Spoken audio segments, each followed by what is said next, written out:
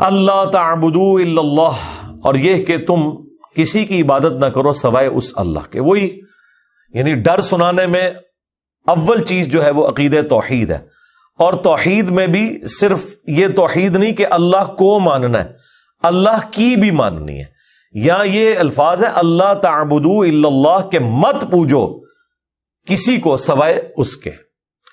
تو اللہ کی عبادت کرنی ہے، یعنی اللہ کو بھی ماننا ہے اور اللہ کی بھی ماننی ہے.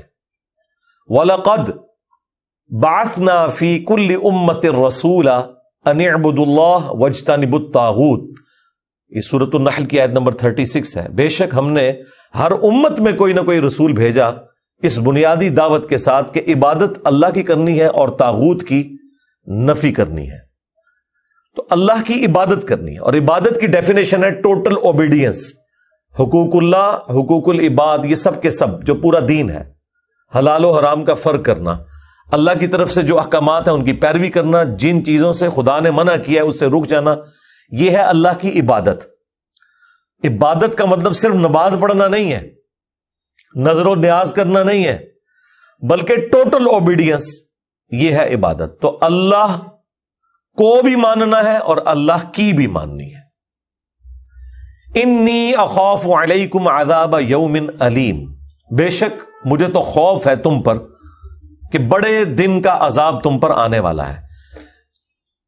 اس عذاب سے مراد وہ عذاب بھی ہے جو رسولوں کا انکار کرنے کے سبب دنیا میں ہی اللہ تعالیٰ دیتا ہے، اور اس سے مراد وہ بڑے دن یعنی قیامت کے دن کا عذاب بھی ہو سکتا ہے.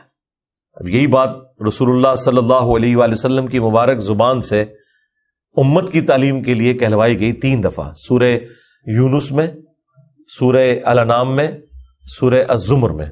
قل انی اخاف ان عصیت ربی عذاب یوم عظیم.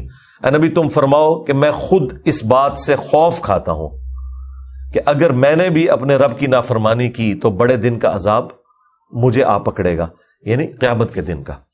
تو یہ اصل میں یہ کہا جا رہا ہے کہ اگر نبی صلی اللہ علیہ وآلہ وسلم کو سینٹرڈ کر کے امت کو یہ دعوت دی جا رہی ہے تو امت سمجھ جائے کہ بابت شاہی کوئی نہیں.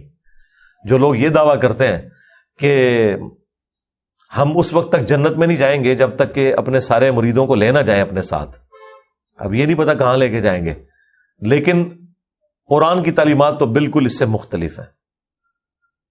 بے شک میں خوف کھاتا ہوں تم پر اس بڑے دن کے عذاب کا.